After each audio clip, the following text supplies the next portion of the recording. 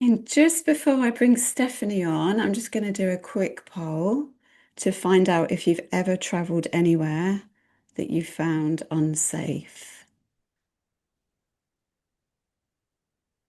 And don't forget to put any questions in the chat And while for they're Asking answering, why Lisa, travel have solo. have you traveled anywhere that you have felt unsafe? me. Yes. Mongolia. Yeah, had a bit of an incident in Mongolia and once in a an island in Nicaragua. You?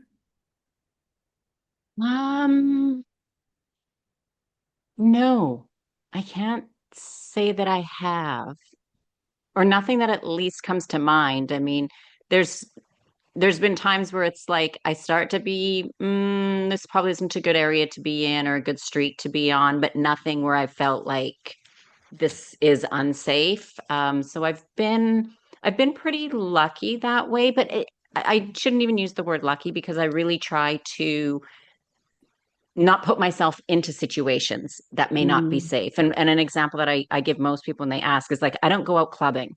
I'm not going out, going clubbing by myself because for me, then I'm putting myself in a potentially unsafe situation.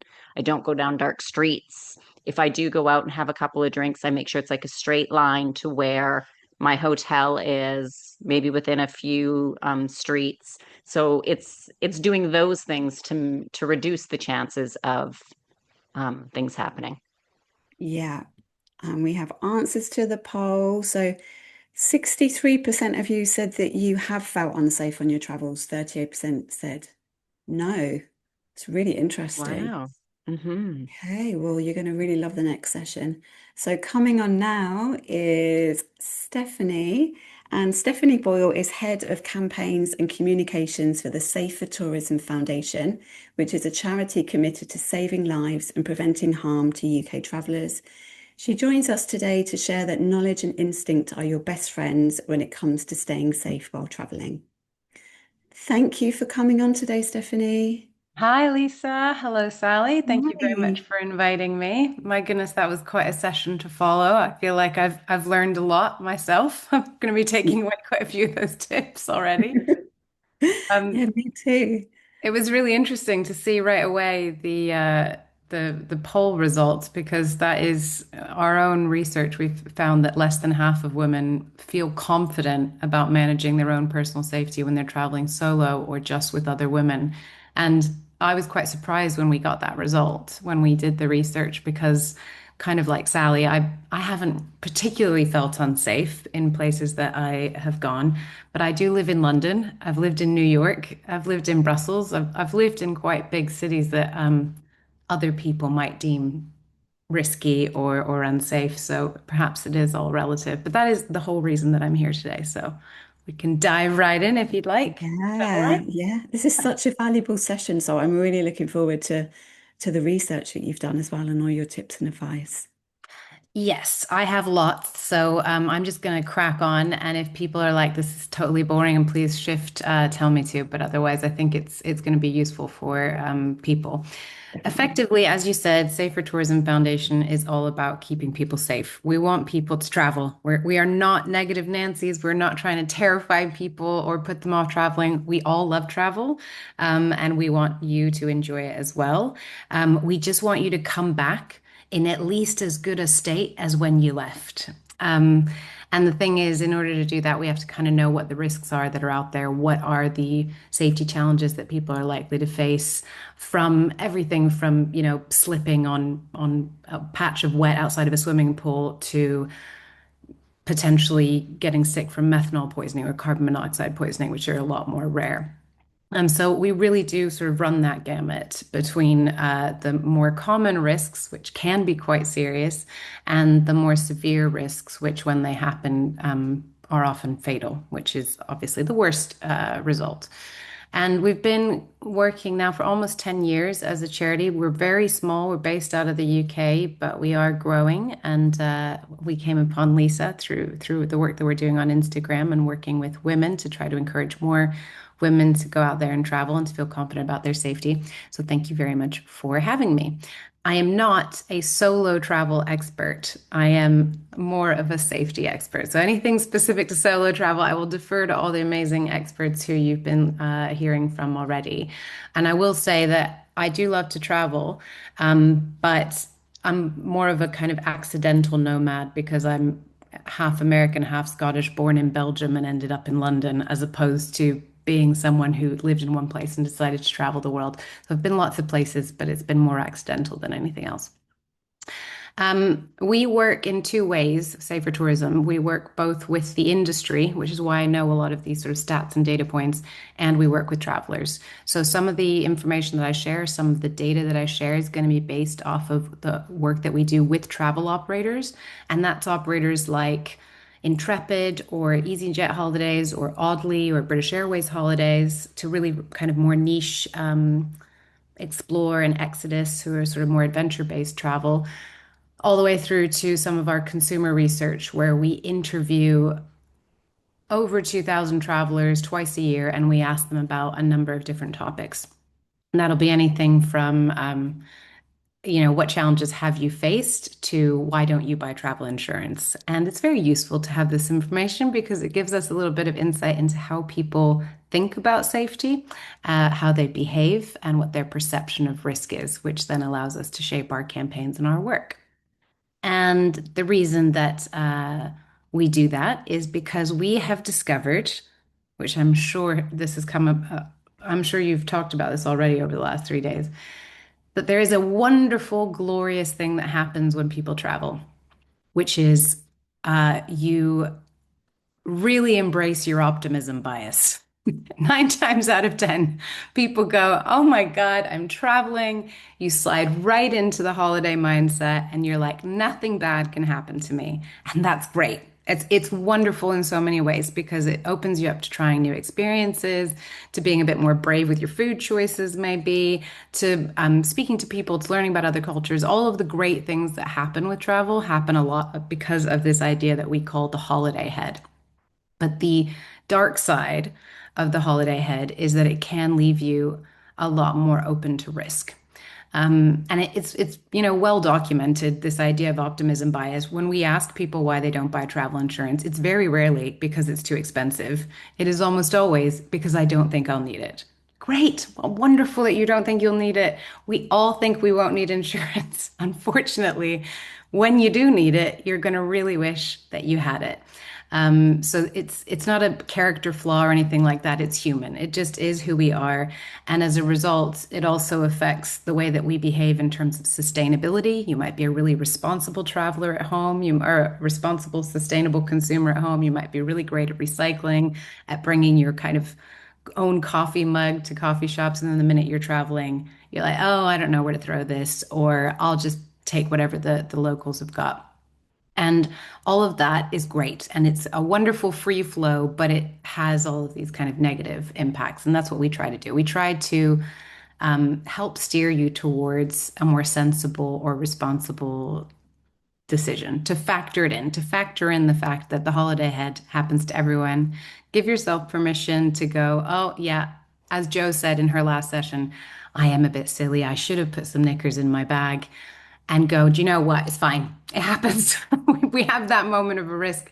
And then to think, okay, what am I going to do about it? How am I going to think a little bit more cleverly the next time I travel or the next place I go or tomorrow? So, shifting over towards what we're here to talk about today, which is specifically around women travel and the reality of the experience for women. We again went to our data, which is our foundation for everything we did, and we looked at where were the growing risk areas over the course of the last year, 2 years. And they are all sorts of things.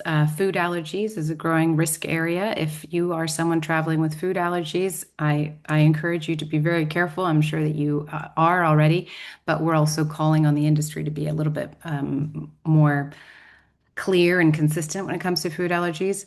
But one of the other areas that we saw increasing in prevalence was a rise, very unfortunately, of sexual harassment and sexual assaults.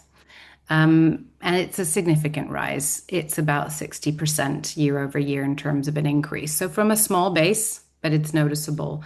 And that's backed up by other data that you can find if you go do a deep dive into the industry, through reports of sexual harassment as well as documented evidence of sexual harassment. As well as that, we did research and we asked about women's confidence when they were traveling, and we saw that it was less than half of women felt confident about traveling on their own or with other women. And we thought, listen, there's a real opportunity here.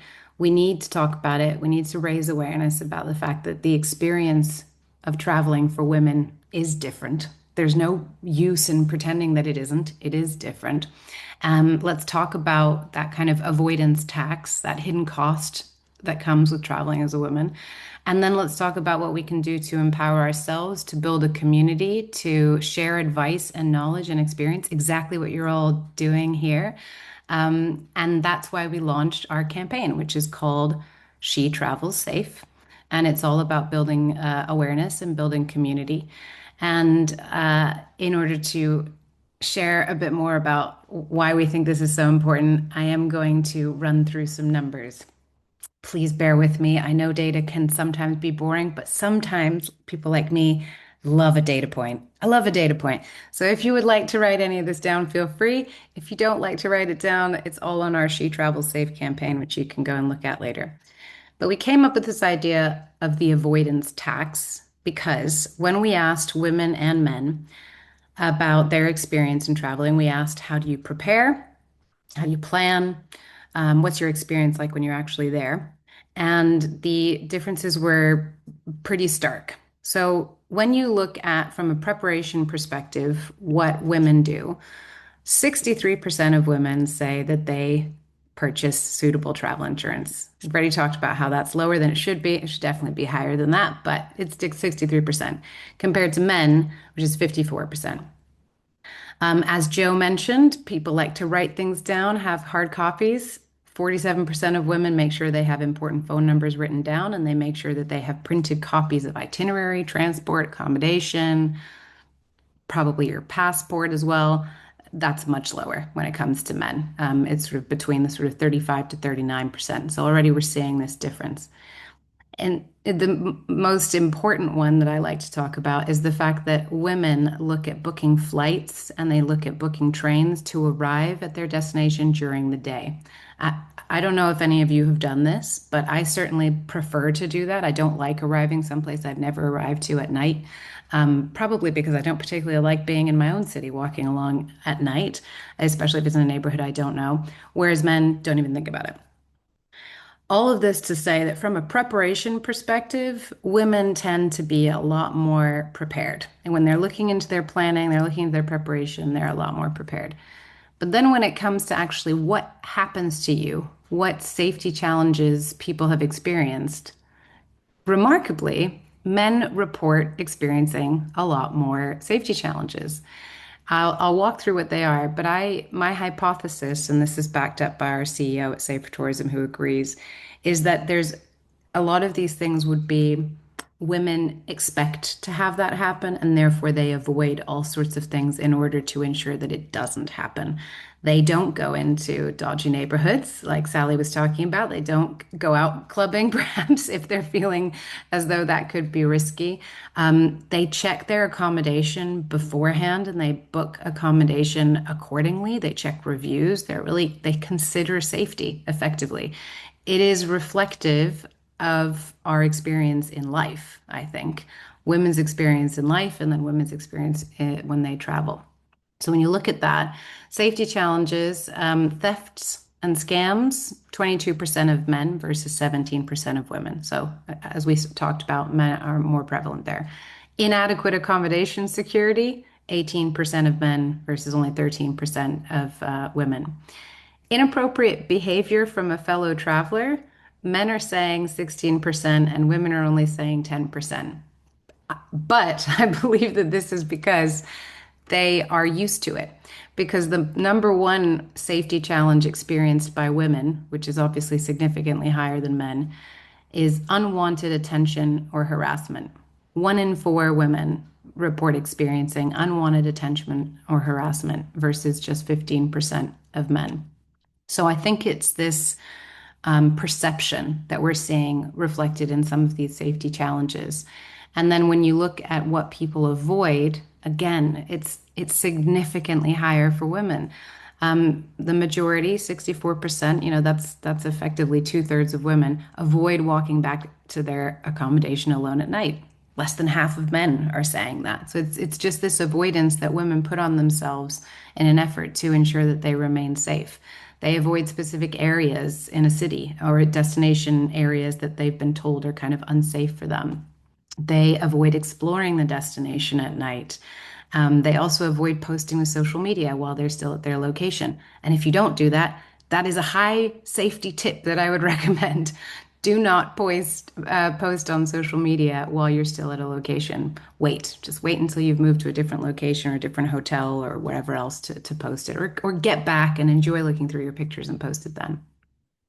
And then significantly, one-third of women avoid initiating conversations with strangers. Only 24% of men avoid initiating those conversations. So that's that avoidance tax that we talked about that really reveals this difference between what it's like and how it feels to travel as a woman compared to traveling as a man. And that research is what drove us to put all this together, to also go out to women and to speak to people that we know who are big travelers and to say, does this feel correct? Does this feel like what you're experiencing? Has this ever happened to you? And we've heard so many different responses from people, everything from not really. I feel as though when I'm traveling, because I'm a woman, I've got men in the hostels or in hotels sort of wanting to protect me and wanting to make sure that they're kind of rebuffing all of the people that are around us, to other people saying, yes, absolutely, 100%. This is reflective of my reality. I feel like I have to spend more money to book accommodation that's in safer areas. I can't go with the sort of cheapest option. I have to spend more money to book women-only compartments in boats or in trains or even in hostels, women-only rooms in hostels. So there is that difference between one experience and somebody else's experience, but clearly as a dominant thing, women do have a very different experience of traveling than men. And as a result, we have all sorts of tips on that. Now, I'm going to walk through, before we get to the female staff travel safety tips, I'm going to talk about, just because I've got you all here, some of the general travel risks that everybody should know about. I hope that that's all right. These are not specific to women. They are just specific to anybody who is out there traveling. Yeah, of course. Okay, great.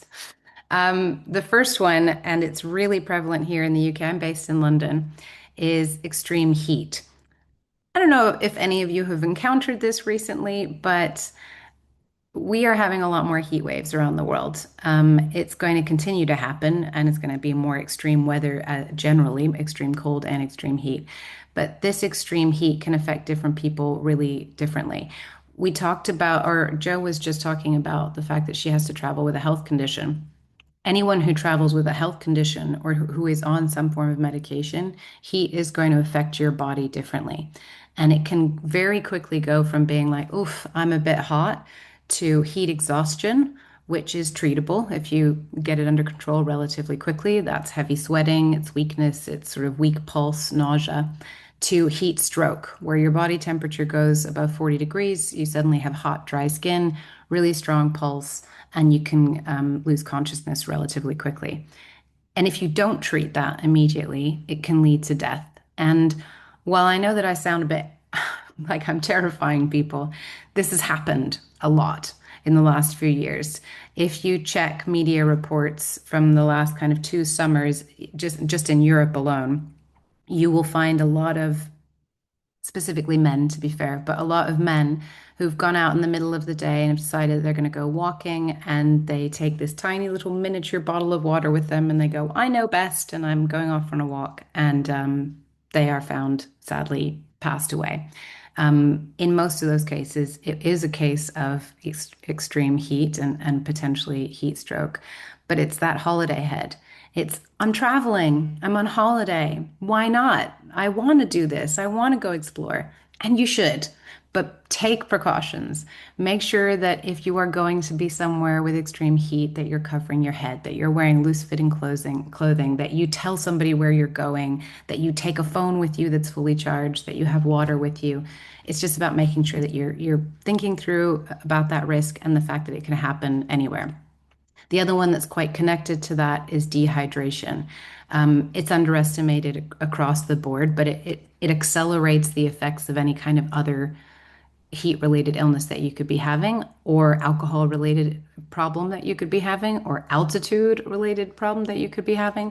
So you should really be mindful of dehydration. I know a lot of people would think to themselves, oh, I definitely do that. But think about when you're traveling and you're not sure where the next toilet is.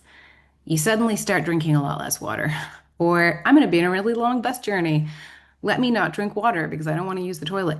You're going to go through that water. Just drink the water. I promise you it'll be fine. And you probably won't wet yourself. But the thing is that it does happen a lot when people are traveling. And yes, as Lisa just mentioned, rehydration tablets are fantastic. Electrolytes are fantastic. And just aim for a lot more water than you think you need, especially if you're going to be somewhere where access to water is perhaps difficult. Bring, like one of these water to go bottles with you, to make sure that you can filter your water so that you can drink that water, if you don't think they're going to be able to buy any or you won't have any accessible water. Any kind of oral rehydration salts or electrolytes are really useful when it comes to all of that. This also connects to one other amazing case of holiday head that I see. And I was worried when Joe was talking about pushing through and just I can and I want to. Um, you're totally right. You want to, you should. Fantastic. But one of the biggest safety incidents that we see reported time and time again, especially by travel operators, is people pushing their fitness levels beyond what they are capable of doing.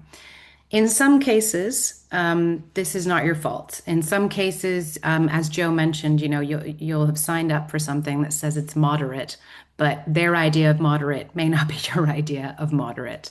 And this is not just to do with being older. This could be you may have had an injury, you may be recovering from a sprained ankle, you may just not be necessarily as physically capable as you were before. You might not have got yourself ready for the hike that you're going to be doing or a long cycle ride. And we ask people, and it's significant because 1 in 6 people say that they will do a hike or a walk that they wouldn't do at home, or a cycle that they wouldn't do at home. And lots of people want to try new things when they go on holiday. They're like, oh yeah, I want to try parasailing, I want to try kite surfing. Fantastic. Again, all those things. But check in with yourself and check in with your body. Do you think that you're able to do it? Or if you're planning to do that in advance, get yourself ready for it. In the same way that somebody who's going to be going on the Camino or any of these big walking treks, or you're going to go to Peru and you're going to be walking in altitude, you can do preparation in advance. And we would really recommend that people do that, and take it seriously, because you can otherwise find yourself in a real problem situation very quickly. And while it doesn't seem like a big deal, oh, I couldn't complete the hike, or the bike ride was a little bit too hard. This is where some of the most severe incidents or fatalities happen, especially when it comes to underestimating your fitness or overestimating your fitness levels when you are going out swimming in open water. Water is powerful, like super powerful. And a lot of people forget about the fact that rip currents exist and that you can be swimming wonderfully happily, and then all of a sudden you find yourself in a rip current, and it doesn't matter how strong of a swimmer you are being pulled out to sea. There is a simple way to address this. If you find yourself in a rip current, do not swim towards the shore. Swim parallel to the shore. Get out of the current and then head back to shore once you feel that you are no longer in that pull.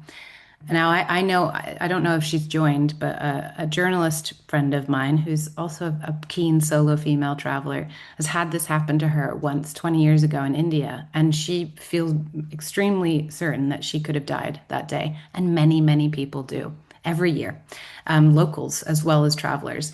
It's something that can just happen in the sort of in the blink of an eye. And you can think to yourself, but I'm a great swimmer, but the shore is right there. You can be waving it, or you can be sort of trying to get someone's attention. They can think you're waving. You can be that close to the beach and actually be in really serious trouble. And knowing that swimming parallel to the shore to get yourself out of the rip current versus swimming towards the shore, knowing that can save your life. So there you go. I've just given you a little life-saving tip there on the power of the ocean.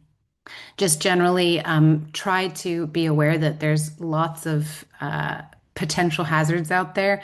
You don't need to add to them by being not fit enough to do something or trying to stretch yourself from a physical capacity perspective if you aren't necessarily ready to do that. Try not to if you can avoid it. The other one that I don't know if we've talked about much, but I'm only going to touch on it very briefly because I believe you've already talked about mental health. See, someone else has experienced this. You see, rip currents, power of the ocean. Don't underestimate it. I love the ocean. I love being in the ocean, but it's not sharks you need to worry about. It's definitely rip currents. The other thing about the being sort of matching your own capabilities with what you're going to be doing is your mental capabilities. Loads of people decide to travel when they're having a down period. And I couldn't agree more. Sometimes being in a completely different place can be wonderful. It can clear your mind. It can make you feel like you've got a hold on things that can make you breathe more deeply. But people who have severe anxiety or any other mental health concerns or challenges can find themselves out of their depths, metaphorically, very, very quickly when they're traveling.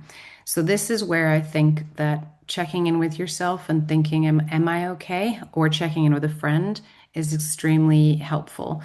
One of the other tips that we had from our community, which I thought was a great one, was if you're nervous about solo traveling, but you really want to do it, make sure that you book a few group tours or reach out to communities. You've heard talk to kind of Greet Her and all of these people, these amazing communities that exist out there. But have a few touch points that you can check in with someone or take the pressure off yourself being completely on your own by booking a small solo trip or a small group tour, or not solo trip, a small group tour for a couple of those days. There's so many of them. Intrepid do amazing small group tours that are women only. If you still want to stick with women only, Explore do really good group tours. G Adventures, Top Deck if you're really young, want to do that kind of thing. There are so many, and you can sort of join for a couple of days. You can discover amazing things. You might make a few friends that want to go on, the rest of your trip with you, or you can then go, okay, great, I've had that moment of checking in with other people, and then I can step away again. But that mental health element and making sure that you are checking in with yourself and being aware of whether or not your mental capacity is there for that is really important.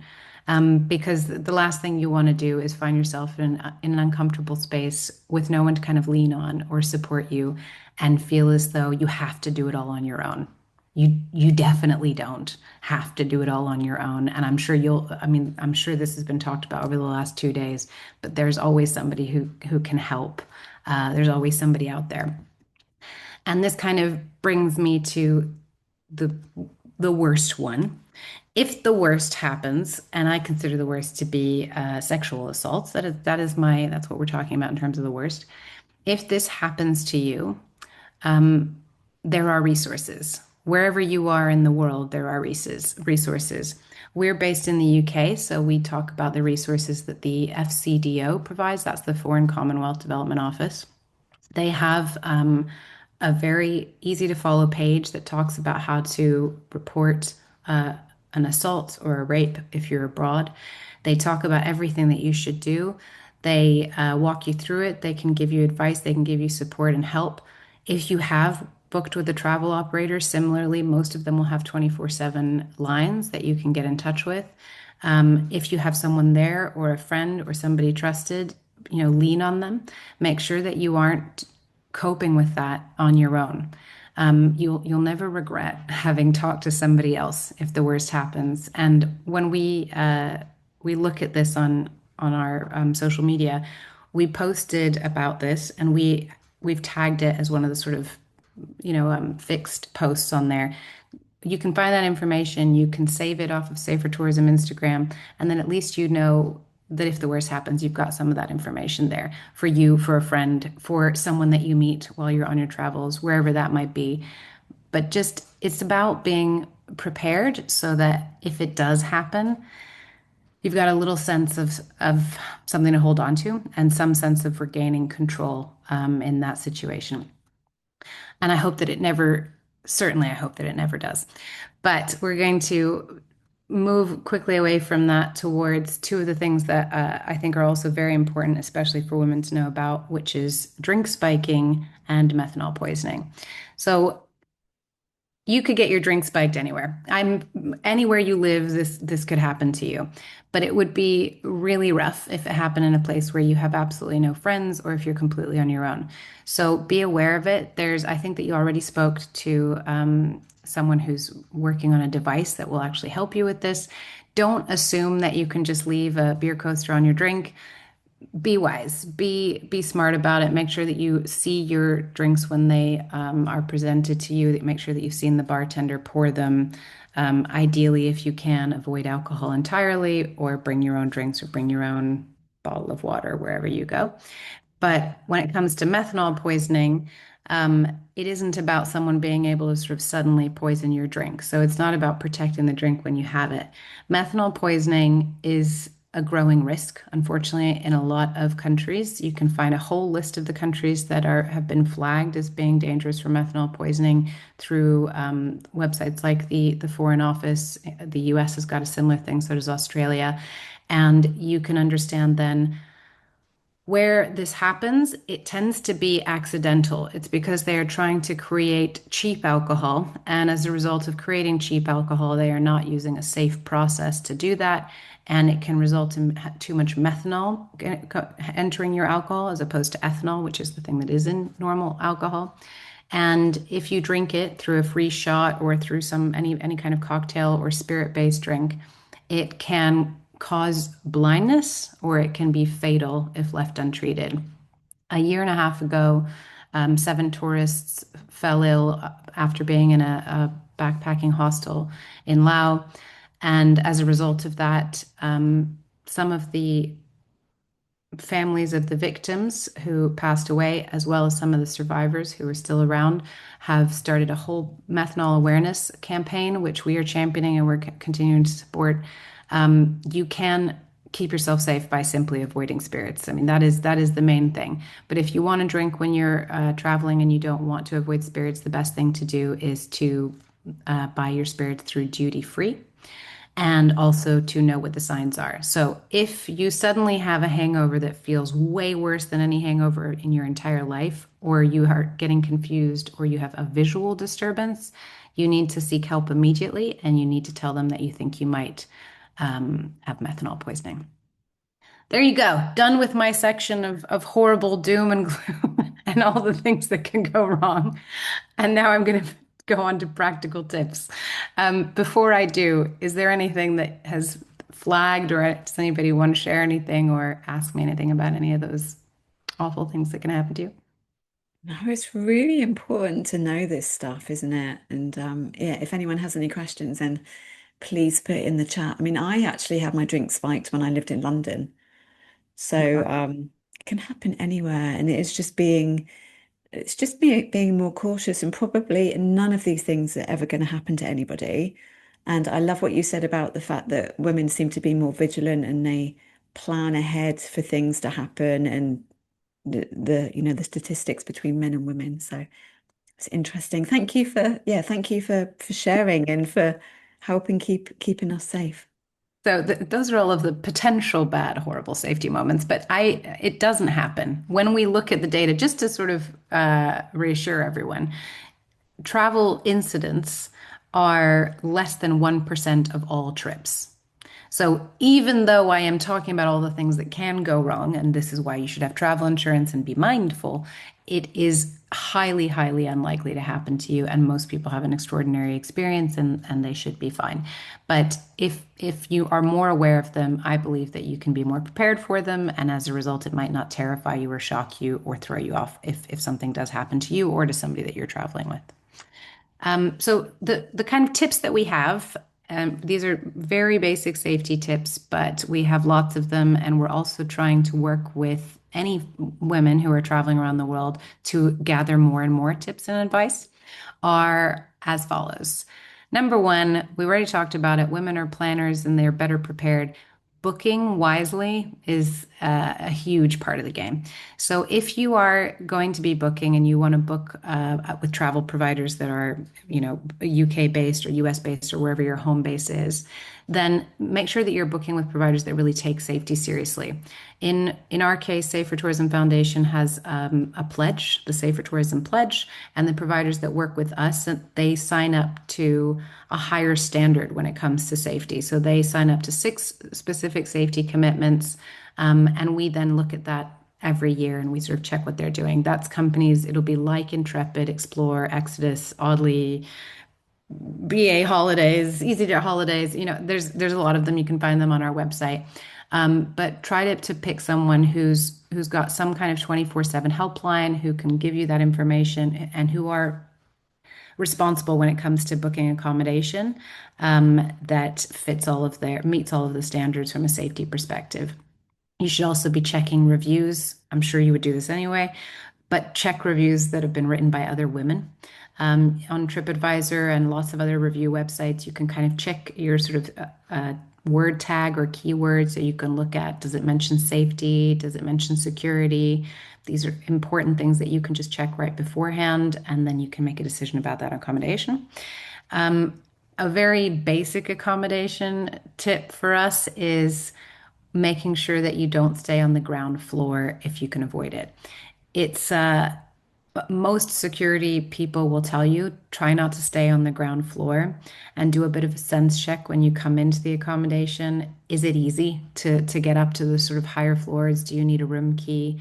I'm aware that not everybody's going to be staying in hotels, but if you are going to stay in a hotel, these are all the things that you should be thinking about. If you are not going to be staying in a hotel, you're going to be staying in Airbnb or you're going to do some house sitting for someone potentially, bring a carbon monoxide alarm with you. They are portable. They're tiny. I have someone in the house. I'd meant to sort of bring it here and have it right next to me, but they're about this big, a portable carbon monoxide alarm, and they weigh less than your phone. They cost under 20 pounds. And if you're going to be staying anywhere that isn't necessarily going to be matched up with the regulations of your own home country, it will protect you if there is any kind of carbon monoxide leak going off while you're there. So that's an important one. And you can find a link to that on our website or you can buy your own, but carbon monoxide alarms can keep you alive. So a nice, easy one to have, especially if you're staying in self-booked accommodation or hotels that aren't fitted to the sort of highest safety standards. And then there's a couple of other tools and tips that you can think about. So make sure that you're sharing your location with someone that you trust at home. This can be someone not with you, or it can be someone that is traveling with you, someone that you've met. But make sure that you are sharing that location, live location, only with someone you actually trust, whether it's family, friendly, or someone else. Make sure that you always have your phone charged and have a backup charger. I am a bit of a Luddite when it comes to this stuff, and I really, really hate phones, and I would love to not have one. But we spoke to another journalist, another travel journalist, who said, I would love to go out for a run in any destination that I went and be phone free and feel great about it. And my husband can do that, but I can't. Have a phone. It's such an easy safety tip, but make sure that you have it and make sure that it's backed up. And as you probably know, on a lot of Apple phones, there's all kinds of safety features. So you can click 4 times really quickly. Your turn off button is going to immediately call emergency services wherever you are. So phones are just really useful bits of technology and bits of kit. You can also download maps from where you're going to be going, so that it's not, you don't have to access Wi-Fi to do that. And so you've got the phone on, or the map on your phone. On the other side of that, don't always have the phone in your hand. Don't have the phone in your hand. Don't be looking at the phone. Try to get a sense of where you're going to be going and what you're going to be doing before you go out. This is where I get into, I'm going to be really quick with it, but if you want more of this, you can sort of learn about it on our website. I'm going to speak very quickly about something called situational awareness. Has anyone ever heard of situational awareness? Sally, Lisa, do you know what I'm talking about? Yeah. If you're really looking up for basic terms, it just means the ability to notice what's around you and to kind of trust your senses with what you're noticing.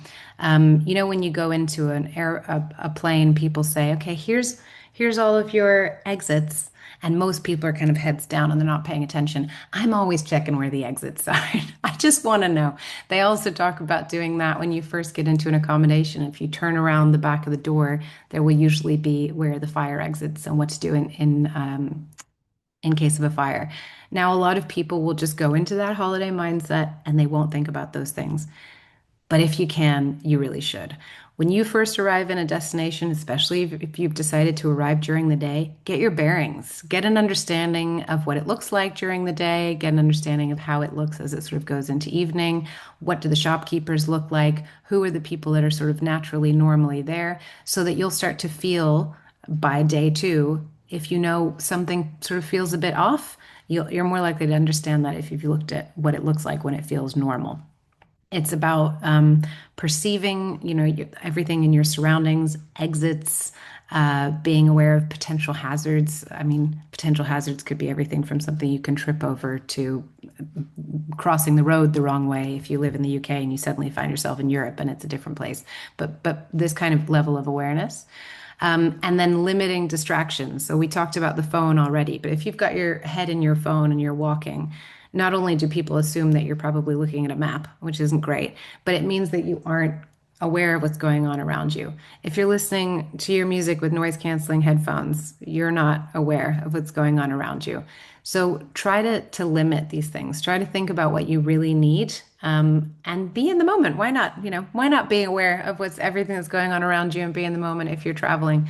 But see if all of that will help you to identify kind of what normal feels like and what suddenly does not feel like normal. And the number one rule in situational awareness is to trust your gut. I love that our previous speaker was gutsy traveler, but really, I mean, your gut is an incredible tool, weapon. The best part of your arsenal. Every single woman I know has had a moment where she went, you know what? It didn't feel right. And I trusted my instincts and I got out of there. Or I trusted my instincts and I knew that this person was okay. It's not about being paranoid or about being hypervigilant. It's about checking in with yourself and listening to yourself and deciding whether or not you think that this makes sense for you. And if you're doing that, 9 times out of 10, you're probably doing a good job of being situationally aware. And then the last sort of tool that we give, I'll race through and then I'll move on to any questions that people have, is bystander techniques. I'm going to do another sort of question, but has anybody ever heard of bystander tools or bystander techniques? Because if you haven't, they're amazing. It's about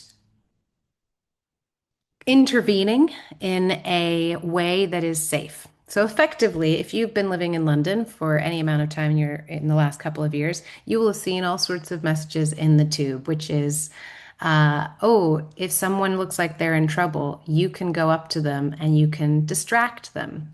You can delay, you can direct.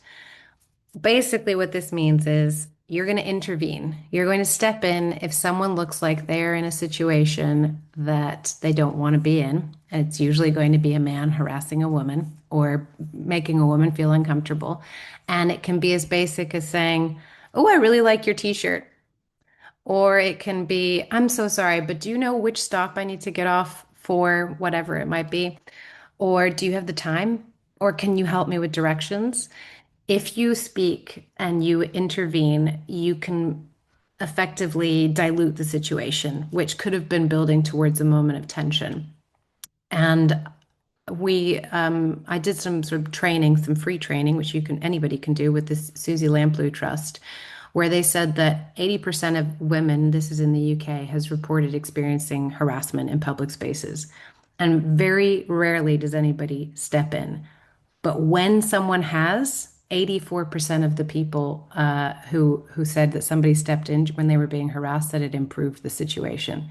So it can mean that you're being that helpful friend. You're being an upstander, really, rather than a bystander.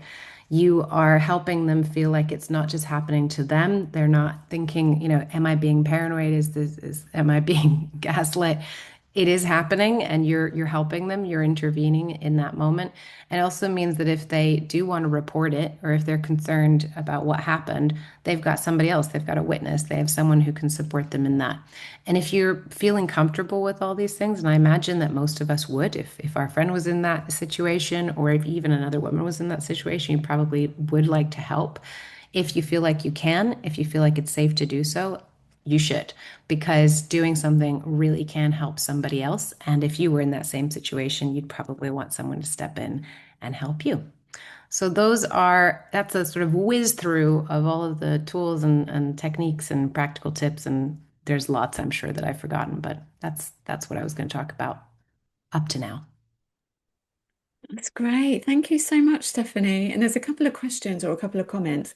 So Scotty before, she said when she was 21, she went to Naples in Italy by herself and she got catcalled a lot, which Yeah. made her very nervous. I know that Italy is known for that, and I know Sally loves Italy, and she's probably had the same experience. But in some places, it's just a cultural thing, isn't it? But I guess, what would you say to that, Stephanie? Do you need to be You aware know, of people you do catcalling? need to be aware of it. I think it's not pleasant. It's not pleasant anywhere that it happens, frankly. But I think actually one of the things that I didn't mention about preparation is how you should prepare. And I think research and being aware of what the local culture is like. And by the way, this is zero victim blaming at all. But being aware can sometimes dampen its effect on you. If it all of a sudden happens and you really weren't expecting it, then that can be more shocking than sort of knowing this can happen culturally. And if you feel like I kind of know that it does, you can ignore it, I think, more easily. But it isn't okay, is the other thing.